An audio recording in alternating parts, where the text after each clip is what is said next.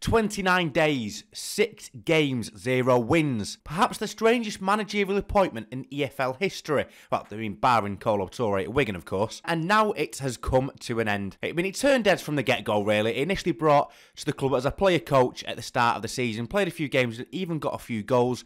But when the manager was sacked and he put his name forward for the gaffer's job going forward, that's when it all started going downhill, and quickly, for Forest Green Rovers and Troy Deeney, the man himself. Although they picked up draws against the likes of Gillingham, Salford and Wimbledon, they were apparently more down to luck than merit by all accounts, albeit by all accounts that I'm referring to is one of my mates who is a Forest Green Rovers fan who wasn't a fan of Deeney, so if it's slightly biased what I'm about to say, I do apologise. I didn't watch the games myself. Just a little disclaimer there. But that log eventually apparently ran out when Harrogate Town came to Forest Green Rovers, where they were, then battered over the course of 90 minutes. Only 2-0, but apparently should have been a lot more for the Yorkshire side. Again, it seemed the Forest Green Rovers players' heads were gone from minute one. Due to a few previous issues and scuffles with the manager, allegedly. That's not been confirmed, but again, it's just a few things that have been knocking around the fans' forums. And apparently it showed that the players weren't showing any fight whatsoever. It was just one of the most embarrassing performances Forest Green fans have seen in a long time at their stadium. So then obviously 3 draws, 3 losses. The performances were slowly degrading, getting worse and worse. Forest Green Rovers slipping more and more towards the National League. And then one of the most bizarre, scathing interviews post-match from Troy Deeney came, which essentially put the nail in his own coffin, really. So I'll play that in its entirety for you now, just so you've got the full context, because it is absolutely bizarre.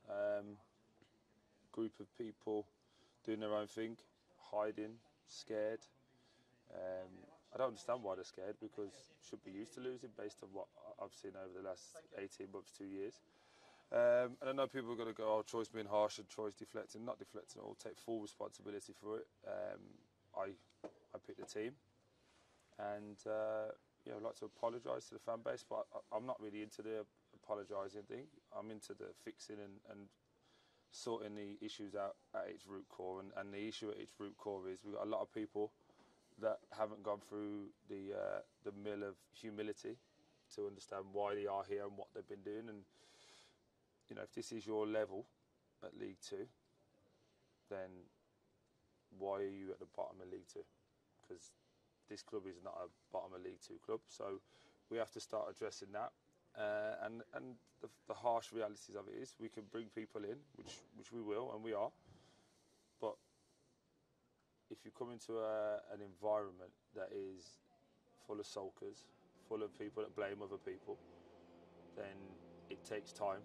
And listen, from behind the amount of things we've had to deal with on a daily basis, and fundamentally that will change.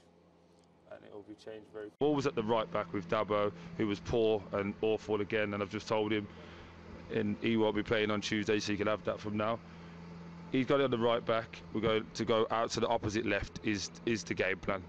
How we get there will depend on their shape. If they come really pressing it tight into the midfielder, out the other side, 1v1, and we go, let's play through the middle and kick it up in the air as much as we can. But it's my fault though, because I explained it and they all told me back afterwards, not in the game, they all told me back afterwards what we should do. Yeah, good fun. You say the likes of Davo wasn't good enough today. Is that something? Not today. It's not been good enough for about 5, 6, 7, 8, 9 weeks. Why do you think he was dropped at the start? This is the point, and I just told him in front of everyone. 6 months ago, that kid had a kick to go to the Premier League. Now he won't get a game in the National League. So is that me or him? It's a simple question, because he's faster than everybody and purely ability, but he gets run every game, he never makes a tackle, and every time the ball comes to him, he looks like he kicks it with his shin pads. That's it. That's the reality of it. So obviously you're happy to call out these players who you think aren't being good enough. Why not? I've got fans questioning me, so I'll stand here and do this. Where are they doing the media? Where's their post on social media? So while the lot was quite scathing for the whole team, I do want to touch on his comments about Fankati Dabo, who's the right back that plays for Forest Green Rovers. Played for Coventry last year, you might remember him, playoff final, missed a penalty. A lad 1 kick away from the Premier League just 6, 7 months ago. Good player. Forest Green Rovers apparently worked quite hard to bring him in the summer. And obviously Deeney slates him like that. Not saying it isn't deserved, but I mean, how can you expect a player to play for you going forward when you talk to him about in public like that as well. Behind closed doors is one thing, understandable. Obviously, Fergie had the hairdryer treatment. Whatever a manager does in the dressing room is what he does. But to go on record in public and say that the likes of Martin O'Neill, Simon Jordan, obviously on TalkSport, have came out and said it's disgusting, don't agree with it whatsoever. And when Simon Jordan saying you've been too cruel on your players, I mean, that's when it is, I think, time to go. And hours later, before even sacking him, owner Dale Vince went on record as saying the comments weren't justified himself, highly unfair. Then obviously a few hours later, went on record himself to break the news of Troy Deeney's sacking. He said, these are decisions nobody likes to make, but we've acted this way to give Forest Green Rovers the best possible chance of improving results and climbing the league table. We wish Troy all the best for the future and thank him for his effort. So I want to know your opinions on this because it is absolutely bizarre. He seems to be another case of a decent footballer dropping down the league to become a manager and then being infuriated when the players he then manages don't seem to be able to do the same things that he could do as a player, and it just...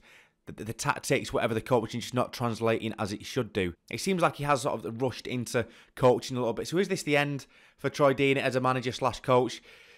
Probably. If it was up to me, I'd say just go into media. A few months ago, I'm not sure if you remember, he did go viral for saying he's better than Harry Kane in a lot of things, and overall is a very similar level striker. So when you bring that sort of delusion into the manager's office, there's only one way it's going to go at the end of the day. And his last 2 months at Forest Green Rovers has, pretty much proved that. But again, I want to know your thoughts in the comments. Anything that you want to see us cover in the next video as well, let us know. Because we're all ears, everything like that. But thank you for watching regardless. Supporting the channel recently has been incredible. And I hope to see you very soon indeed. Take care. Bye-bye.